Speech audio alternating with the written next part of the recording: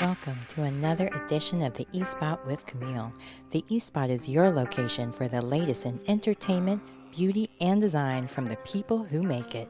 Thanks for joining. And she love me when I'm in it, and she never be pretending. Nothing is friend. She gon' tell you what she bought it, cause she know you can't afford it. Know you can get it, looking exquisite, no competition. Stay on the pivot.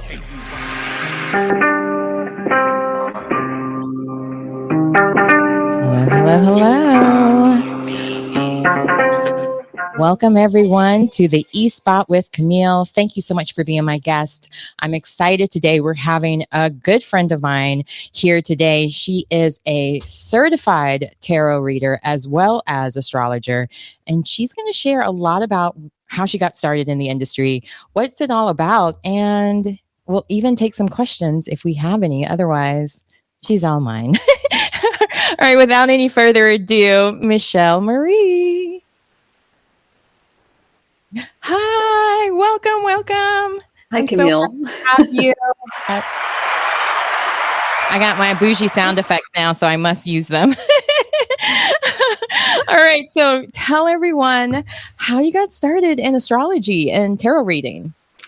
Oh, goodness. Well, astrology started at a very young age. I was 9 years old, and like you, I grew up in a military family, and I moved all over the place. So I needed to kind of make friends wherever I was going. And that was my way in, was to just kind of ask people questions. And then they would tell me their birthday. I'm like, oh, you're a Capricorn. Oh, you're a Gemini. And that evolved into college. And I started working at a metaphysical clinic there and doing Western charts, Western astrology charts. I also do Eastern now. And absolutely. A little bit, but I don't want to stop the story. So,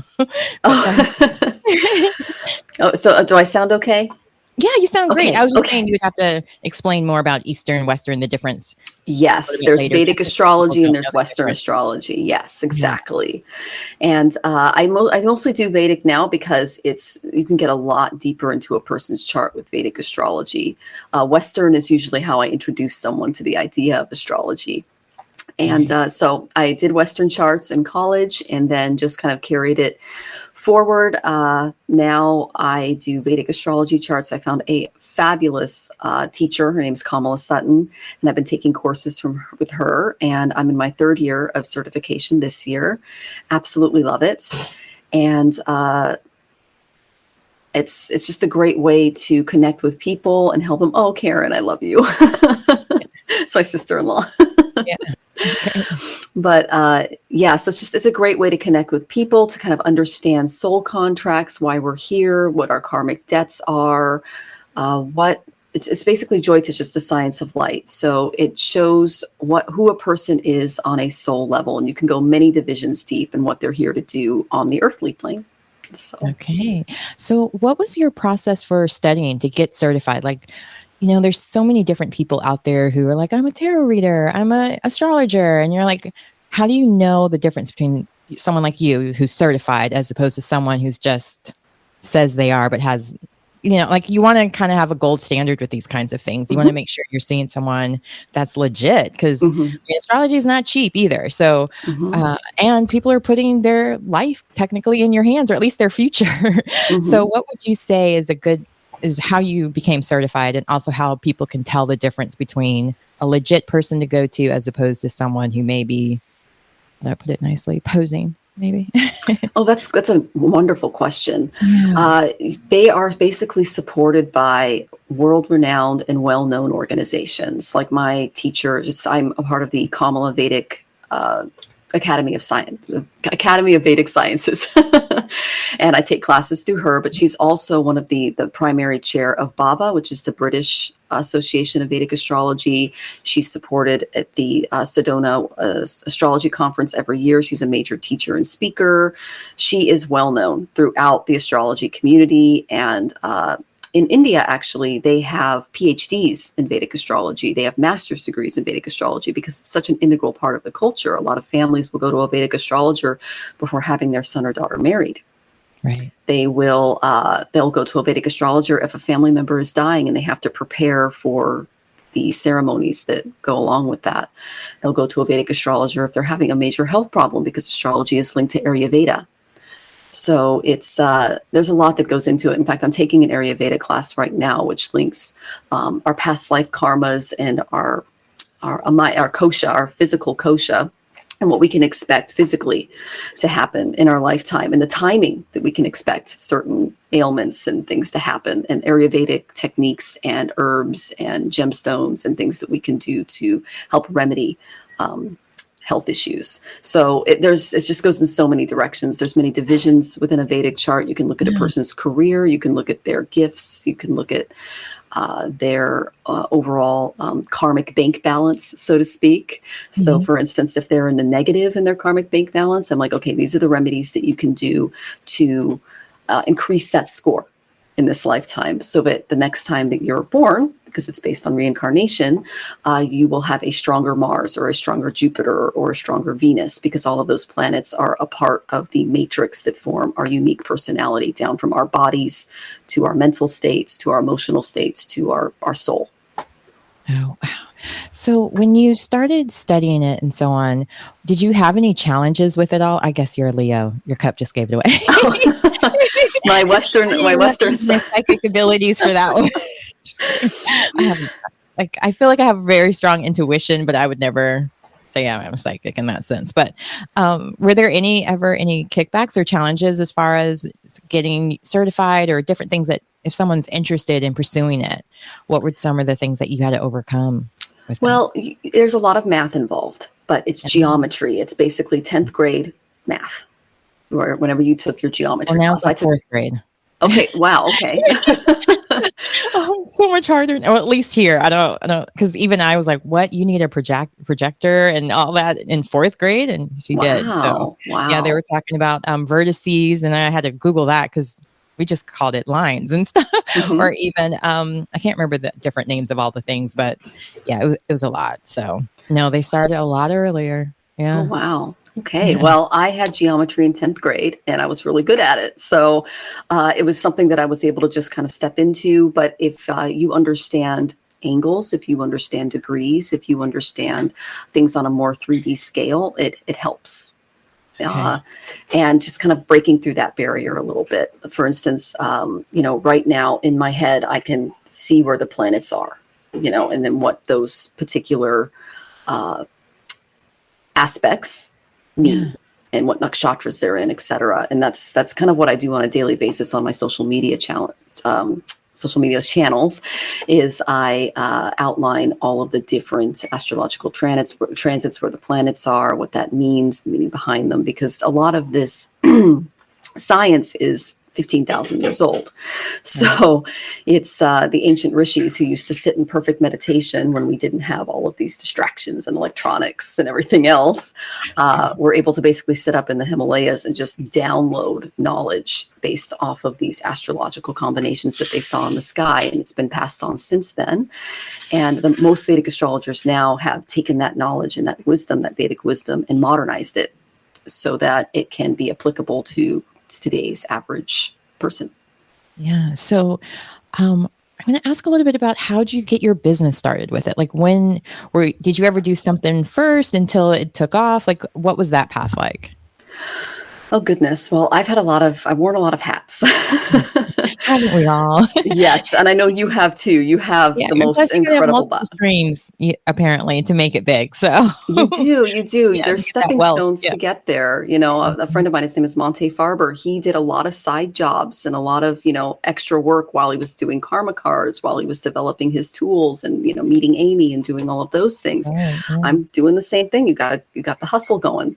And I was a school teacher for about five years. Public school teacher. I taught high school. And then I got into search engine optimization, which is basically it's technical language for getting people on the first page of search engines like Google and Safari and things like that. Yeah, I just recently learned that during the pandemic about SEO. I make the joke all the time. I thought it was sales executive officer, just assuming SEO was the equivalent to CEO until I got my license. Well, I got certified in digital marketing, some other things during the pandemic. Had to learn, because Google didn't really exist when I was in college. So all of it was language I needed to learn. So this is great to know that you're also an SEO specialist if people need that as well.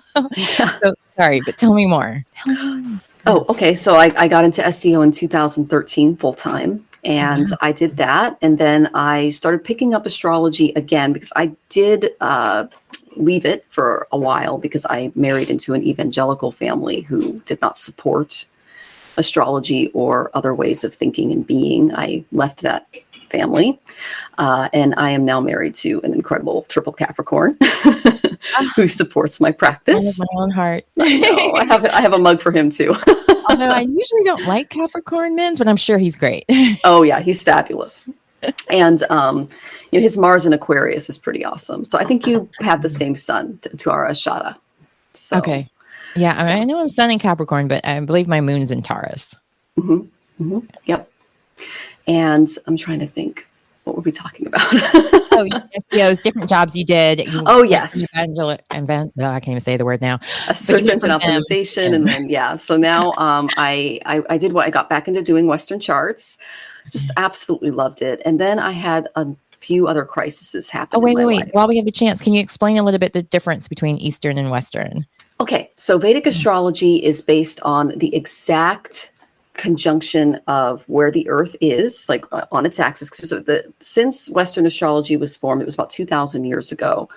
The measurements were just taken and solidified then, and it was based on the seasons. So we have the equinoxes, we have the solstices. It's based on seasonal alignments. That's Western astrology, and Vedic astrology is based on the mathematics of the sky in that time. It's a star-based constellation system. So the Earth's axis, since about 2,000 years ago, has rotated about 25 degrees. So there's about a 25-degree difference in the calculation between Vedic astrology and Western astrology, which is why when some people go, well, I thought I was a Leo, I'm a Cancer sun in Vedic astrology. And I go, well, if we get into the nakshatras, we get into like your Aruda Lagna, we get into all of these other things, you'll start to see some of those Leo characteristics. But in Vedic astrology, you are, in fact, Pushya instead of Magha, so there's a little bit difference in the math. But Vedic, you can go many divisions deep. I go 60 divisions deep in my practice, but you can go up to 108. And each divisional chart shows you a more microscopic look into that person and their individual characteristics and what they came here to do. For instance, if I went 10 divisions deep, I'd be looking at your career.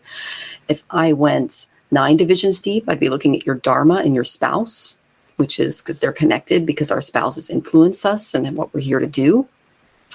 If I were looking at your, let's say D16, I could tell you what car to buy. Or if you remember Miss Cleo, you could tell me if I lost my earrings or where to find them. She would I don't know if you remember that. She was like this commercial that would come on late at night, Miss Cleo, or I think it was Miss Cleo, where she was always on. It was a fake Jamaican accent and so on. It was a complete actress, but nonetheless, it was for those like 976 or 900 numbers for getting astrology calls and so on. So that's why another reason why I'll tell the difference between real as opposed to actors portraying astrologers. So when you started your career and started doing it and so on, what were who was like your ideal client, or what kind of clients do you want to work with or get the best out of it, I guess, in that sense too? Like, I know they have to be open to the experience, but also like, are there certain things that I know there's like, don't ask health questions when you're going to die, stuff like that. But are there certain things that are like the most promising types of ways to make sure they get the most out of it? Because they're going in they're asking the right questions, or is there a way to kind of navigate some of that? Well, I don't turn people down. If they need help and they're looking for guidance, I get a lot of people asking me about their career, especially during the pandemic, because a lot of careers were uprooted. I have people ask me health questions and I tell them, one, I'm not a medical professional or a doctor, but I can tell you what's going on in your chart and you can go get checked up. And there's some Ayurvedic things that you can do, obviously, before taking any herbs or any remedial measures. You need to check in with your doctor. But the majority of people that come to me are people that are going through some kind of a crisis. It's either a health crisis, or it's a relationship crisis, or it's a monetary crisis, or they're having issues with their children, or, having children, or, fill in the blank. And so what I do is I look at their chart. I look at the divisional charts, which are the Vargas. I look at other aspects such as the yogic point, the Aruda Lagna, which is how other people see you. I look at just the areas in which they are struggling in, and I try to offer as much help and remedial measures as possible, because that's the whole point of Vedic astrology, is to help people maintain balance, because this is a very difficult time in human existence, especially recently. And Absolutely. people need support. They need remedies. They need to kind of step back a little bit and spend time doing self-care. I recommend yoga asanas for a lot of clients. Those are different yogic poses that can help kind of free some of maybe the physical and mental anguish that's going on. There's mantra practice. There's something called pranayama, which is a yogic breathing technique that can kind of help with anxiety, especially if I see Rahu, which is a malefic shadow entity going over someone's moon. Say, okay, this is what's going on, and here's some remedial measures that you can take. And I meet people where they're at. For instance, if a person is a Christian or Catholic, I say, you can pray to the goddess, which would be Mother Mary in your case. If I have Indian clients, I go, you could pray to Mother Durga. If I have Jewish clients, I would tell them, go to Rabbi and get some remedies from Rabbi that can kind of help you calm and, do what you need to do. You've got to meet people where they're at spiritually, because in the Vedic sciences, we believe that all of us have what's called the inner Atman, or the God within, and we're all walking each other home, and we're all here to help each other. And there are many paths to God. And so I meet people where they're at, and I try to help them through that particular struggle or crisis. And again, I tell them I'm not a medical doctor and I'm not a licensed counselor, but I can tell you astrologically what's going on, and then maybe point you in the direction that you need to go. So if someone is going for their first time looking for astrology or want to reach out to you, how do they go about it? Well, I'm all over social media. Because I wonder how you figured that out, Miss SEO. Yeah.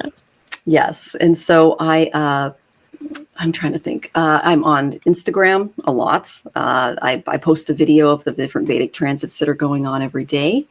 And I'm also on Facebook, and it's basically astrological tarot for everything. I'm on TikTok. I'm on Twitter. It's astrological tea because it cuts you off at that point. My website is astrologicaltarot.com. And I am certified. I do have degrees and certifications. So do you take that. People in person anymore, or just virtually now? It's just virtually so far, but I would meet with people in person. Like if they wanted to meet and sit down, we could do something like that. But because it is such a personal thing, it's like if you meet someone in a cafe or maybe in an office setting, they might like a little more of a private setting, because it's more of like a counseling session. So if I meet on Zoom or on a platform of their choice, they have a recording of it. They can go back and listen to it and kind of refer to it later if we meet digitally. And most people prefer that method. Okay. Now talk a little bit about the tarot cards, because you use many different kinds of tarot cards, and I love a certain one, my favorite, which is still, I believe, on back order, because I just love the artwork of it as well. I am not a tarot reader. Do not reach out to me, reach out to her, whichever way. If you want your tarot read, can you share a little bit about how you go about choosing a deck? Is there a process even with that? I've heard you have to be given your first deck, or like there's all these different traditions with it. So can you share a little bit about that too? Well, I think everyone steps into tarot in a different way. And my first deck was actually gifted by my now husband. And I was going through a divorce at the time, and he was my best friend. And so No, I'm kidding. he said, it looks like you need to maybe this can help you with your intuition and what's going on, because I was in a really bad emotional state. I was a victim of domestic violence. I had to go into a protection program. I wasn't thinking very clearly. And when you are coming from a fear-based place, your intuition just isn't working.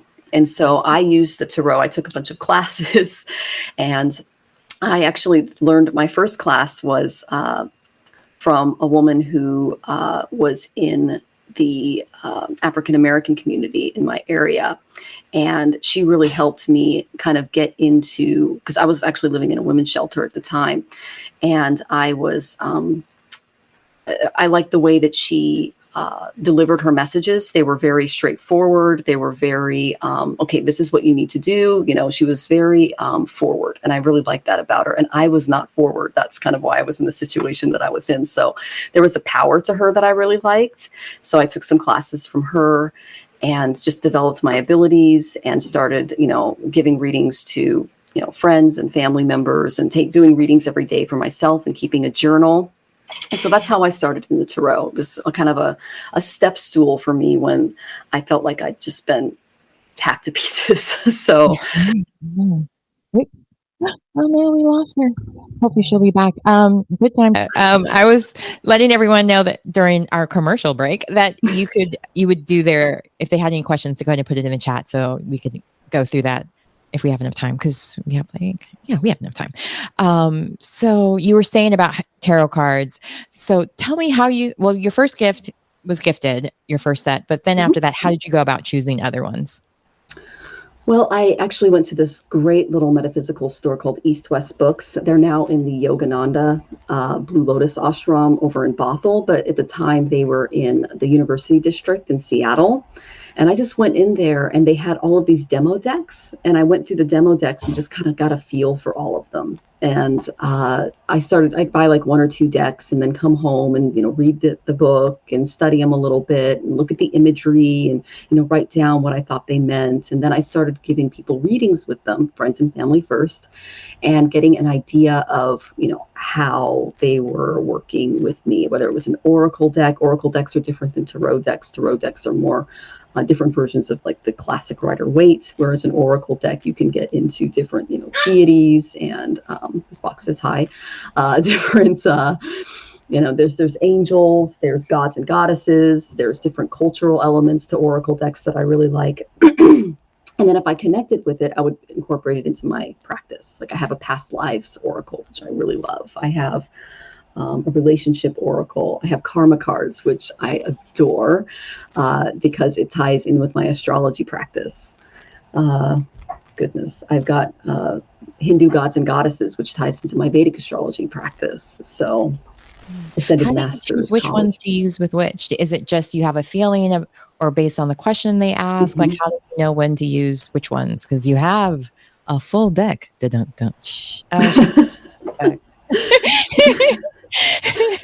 Yeah. Well, it depends on the question. Like I do a once weekly show with Tanis Coughlin and Renata Zimmer, and we're Wednesdays at 4 p.m. on YouTube. And whenever someone comes to me with like a relationship question, I would go to my relationship decks. If someone gives me a more of a health question, I'll go to my self-care oracle, my karma cards, you know, mix it up a little bit. If someone comes to me with a career question, I will I like the Wild Goddess Oracle for those, because it's a very empowering deck. It kind of helps people step back into their power, especially women, because we're not as supported, in my opinion. No, at all.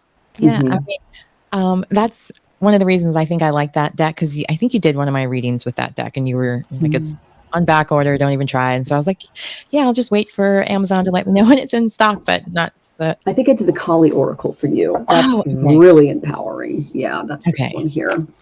Yes, that's it. Because so I don't have any questions yet in the chat, but might as well do mine since you brought it up. Okay.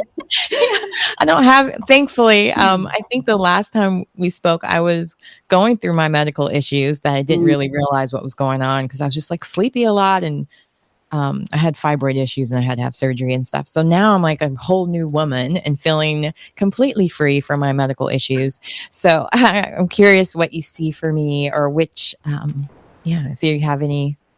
I'll just do an overall one because I don't really have any issues really. I'm glad to hear that you're doing well. That's good.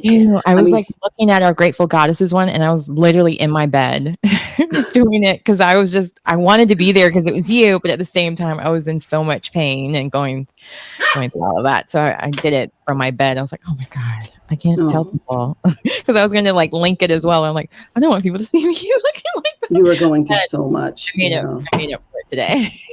A little bit. Although I had to go to the eye doctor, so I had to hurry up and put just a different shirt. Couldn't find what to wear. Well, you Oh look well. fabulous. Well, I thank you. I did it all for you. Aw. And I read that you're also an esthetician and a makeup artist and everything else that you do. Oh my goodness, I can tell. Your makeup is on Well, so point. I haven't practiced esthetician since like 2008. I've still been obsessed with it. I have like a whole spa room set up for myself to do things. And then I was working still as a makeup artist for like commercial work, print work here and there until the pandemic actually. Um, and then of course I was doing radio and acting and commercials and so on. But I'm really excited about your show as well. I wanted to talk to you about that, but you kind of brought it up that it's on Wednesdays. But how did even that come about for you? Were you did you already know the other ladies beforehand, or did you meet them all on the Oracle's show that's on Mondays on Jeff's network? I met them through, well, I'm trying to think. I think I met Tanis initially through Zula and then later through Grateful Goddesses. And Oh, that's okay. through the Pulver Network. And then I met Renata through Grateful Goddesses. So, Okay. and if anyone knows who that is, it's hosted by Karen Pulver. It's called Grateful Goddesses. You can go to pulver.com and Everybody join knows us. it because I talk about it because I'm on it. Yeah. Yes. Right. And she's interviewed me. She's interviewed Camille. She's just a fabulous human being. We love Karen. Yeah. Okay. So I did do a reading for you. And the first card I got from the Wild Goddess Oracle is the Healer, of course. We were just talking about healing. Yeah. So you need to be healed from the effects of past traumas before things can be fully resolved to your liking. So even though you're doing pretty well here, there is still some anguish there because, mentally and emotionally, what you went through was a very difficult energy. Yeah. And passing through that was, it was traumatic. So you need to take out some time for you and really focus on your mental and emotional health. That's what the Healer is all about. And what I also got from Spirit is that you are going to be able to heal other women and open up the doors for more candid and open conversations about female-related health. That's what I'm getting. And I did see your show the other day when you were doing that. It was very empowering. With Dr. Tiffany Jones. Yeah. Mm-hmm. Thank you for watching, by the way. Oh, yes, it was fabulous. Like, I had no idea that soy caused fibroids, and that's been a major problem for me. And even the caffeine part, like, I gave it up and like because I had dense tissue issues and it's all gone. So I don't know what's going on. Well, being on the West Coast, I don't think you're affected by Australia. It's a little too far because I know the last person I had a Zoom with, she was in Australia, and because of the flooding there, she was having issues with her internet. And I was like, oh wow, but yeah, you're too far. You're not half as close to Australia, so I don't know what it is. I don't know. You did mention where you live, they're not really spending the money on infrastructure, so maybe that's it. Yeah, that there is a problem with that. But yeah. Okay, so let's get back to your reading. Okay, back to you. So for you, I got the Healer, and I think that you sharing your story, having people on the show, and just being very candid and open about your own journey is really going to help women step out and start sharing their journeys and doing remedies that they need to do in order to be their healthy and fullest selves. So I love the work you're doing. Well, I love with podcasting, it gives a lot of people who wouldn't normally get that chance to share their stories to share. So I love that more people are doing that, but it also gives you that opportunity. And I think maybe it's also the younger generation where they talk about everything, like I was dyslexic. I got diagnosed when I was in college, and I remember being like, don't tell anybody. You don't want anybody to know your weaknesses. And now it's like a badge of honor almost to be like, I was able to do all of that. And I had dyslexia because I was on the dean's list, and I actually tutored people in statistics, which is kind of scary.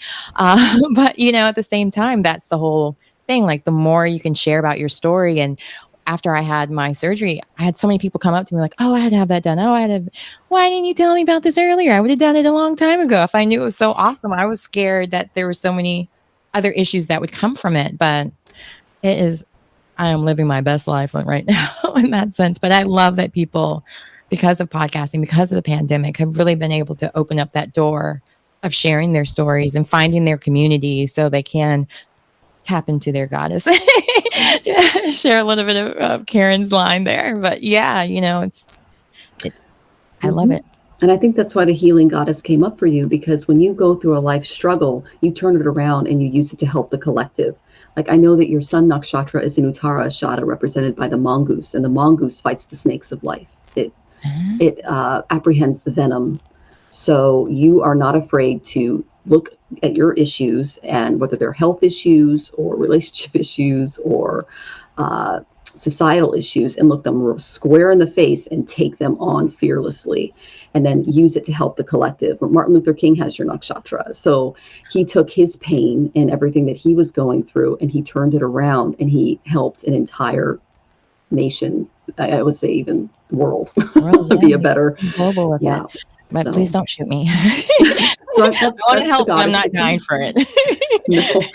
Well, I do not want to be a martyr. Well, none of us want to be a martyr. I work at the George Floyd Memorial Center. Let that be close enough in that sense. Oh, goodness. Yeah. So. And the work you're doing for the George Floyd Memorial Center is incredible. I love following you on social media. It's beautiful. Thank you. So I did pull some self-care cards for you, and I got Nourish Your Temple. So looking into Ayurveda, looking into, I know you are, on high alert when it comes to your diet and what you're putting in your body after what you've been through. But taking everything that you've learned from your experience, especially most recently, and just continuing to nourish your temple and keep her healthy and vibrant and beautiful and working, because the work you're doing is so important. And the second card I got for you, self-care wise, is plan a vacation. Yep. See, you are good, because the other show I work at, she's supposed to email me today, as a matter of fact, that I'm supposed to be going on a vacation next month, hopefully, to do some speaking events there with women for empowerment in Houston. So we'll see. That's amazing. I'm pretty excited about it already, because I was supposed to speak at an event in May for Podfest, but because of the George Floyd Memorial Center, that's their weekend of enlightenment, which I should have known, because May 25th was right there in the middle, and it's 27th and 28th that they're doing like a fundraiser event, and I'll be the virtual MC for that. So it's like, I should have known better that they would end up having something that weekend. But so I'll be doing the week before, which will be a virtual week with Podfest, because that was going to be in Orlando. And I was like, yay, I get to take my daughter to Universal Studios. I was all excited, because we went to the one in LA. In LA already.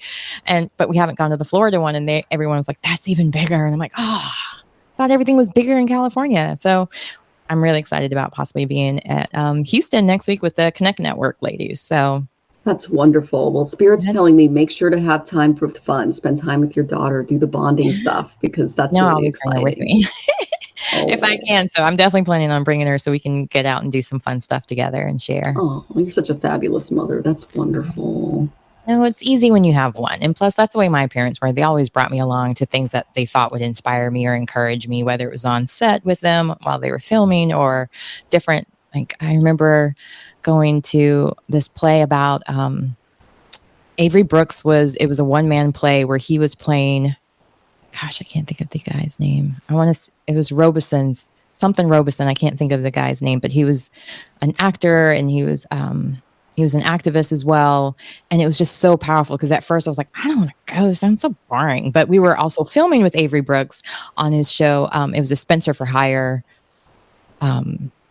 not reboot, but it was based off of that. It was about him, a man called Hawk. And I was like, I see him 5 days a week and he's cool, but in a play, this is going to be so boring, because normally sometimes a dark room and it's cold, even if it's an amazing show, after a while, my brain's like, take a nap when you can. Yeah, and you work hard. I'm like, give me more. And it was probably like 3 or 4 hours, and I could not take my eyes off of him. He was so amazing in that. So yeah, sorry, got off on a tangent there. Oh no, that's wonderful. Wow. And so I pulled 2 more cards for you. Okay. This is just a little warning. Uranus is in Taurus right now, so he's shaking up our financial systems. So I got Uranus for you. Okay. So just what is going to come your way is for, like, I'm trying to think. Are you 42 yet? I'm 46. You're 46. Oh my gosh, you look so good. Okay, so you've already gone through your Uranus opposition. Okay. Yeah, I just got Botox for the first time a couple of weeks ago. So yay. Paul Robinson, thank you, Karen. Your sister-in-law is amazing. I was going to post their comments later because I know how distracting that can be when you're on air. But thank you, Paul Robeson. There we go. Paul Sorry. Roberson, awesome. So I tell people, look at where Uranus is in your chart. So he would have really affected you at the age of 42. Oh, So just think about what was going yeah. on around that time in your life. I cannot believe you're 46 years Oh, old. yeah. Oh, yeah. And I got it in the second house of finances. Okay. So, something's going to be shaken up a little bit in that area. And it's to get you to think differently. And I think this is happening on a collective level as well, because we are moving into a new financial way of being and living. And it's, in my opinion, a good thing, because there are so many communities that are being marginalized and who aren't able to have access to the resources and funds that are available in the current more Pluto and Capricorn structure. As we move into Pluto and Aquarius, we're going to see a lot of shakeups, and Uranus and Taurus is going to bring those shakeups. So on a personal level, you might experience some of these shakeups, but it's to change the way that you look and feel and handle finances and money. Nope. So, I'm glad you're saying that because I've been thinking that because a lot of times people are like, oh, it's Black History Month. Let me find somebody Black. And they don't want to pay. Or, oh, it's Women's History Month. Let's find women to speak at our events. Then they don't want to pay. But if it was a man, they would. Or if it was not a person of color, they would. So it's like now I'm like, no, you don't get to just use me for the fact that I'm intelligent, I'm articulate, and I speak out on a lot of different things without having at least unless it's like school related or something of that nature. I don't mind speaking at those events, but honorariums, or gifting, or, like this is a lot of work to like do these kinds of things, do the research about whoever you're interviewing your guest or speaking about. And I definitely am one of those where I really want to find the numbers, the statistics, and really, give back evidence of that. And I'm like, I'm not going to just keep doing these things for free just so you have a diversity hire or look, and you're not really paying for that anymore. Like, nope, I'm over it. So thank you for making sure that I stick to that, because I'll feel so used after the fact, or like all that time I spent or energy, especially when I was first getting started. But I felt like, I got to pay my dues. I really got to figure this out. But I've been doing this for 2 years. I've won awards for it. Like, it's like pay up or leave me alone. Find somebody else that's willing to do it for free, because I'm not that girl anymore. I'm not. You're natural. I mean, this is something. Yeah. So yeah, thank you for reconfirming that. Oh, you're welcome.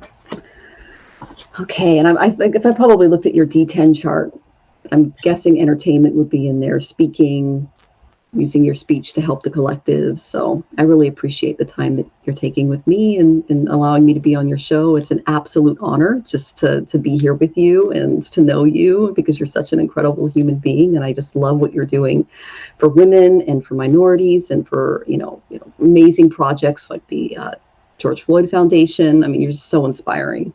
Oh, I thank you. I have to say, luckily my parents grew me up. I grew up that way because they were always like, it's your responsibility to the world to give back. Like, that's your human tax in that sense. We always volunteered. My dad was part of SNCC, which was an organization to help. He lived in Philly, and he came down to the South to help people learn how to vote and different things, or at least know their rights about voting, and being involved in the political process in that sense too. I mean, I would never want to be a politician, but I do feel like it's very important that you understand the power of the vote, and that they work for us, especially on a local level. It's very important, because those are the ones that actually affect you when you go in front of a judge and they decide whether or not to give you a huge or a little fine or whatever it may be. So I want to make sure that everyone knows how they can find you, where they can keep up with you. And I also want to thank everyone in the comments who commented, because we didn't get any questions because they're probably waiting for your Wednesday show where they can get 3 for 1 experience as well. But I definitely want to make sure that everyone knows where to follow you, because I have to say that it's very rare that I meet someone that's moved as much as I have. And that was one of the things that connected us immediately. And then I would have never thought you were a Leo, but my mom's a Leo as well. So that's probably another reason why I just felt such a closeness with you. And you both have widow's peak, which I'm always jealous about, or like the heart shape there. Yeah. So anyway, and she does the same thing. Anytime I talk about it, she's like, and she's embarrassed. I'm like, oh my gosh, it's so beautiful. Why?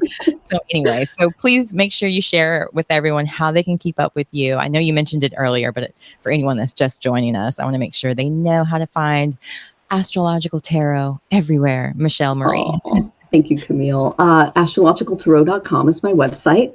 On Instagram and Facebook and Twitter, I am Astrological Tarot. I'm also now Astrological Tarot on TikTok. I'm with the kids now. And I'm Astrological T on Twitter because it cuts you off. And, I'm everywhere. Yep. Everywhere but here, because the internet is undefeated every time. Well, on that note, if she does come back soon, we'll close out. But otherwise, thank you so much, everyone, for watching. Yep, she's back. Okay.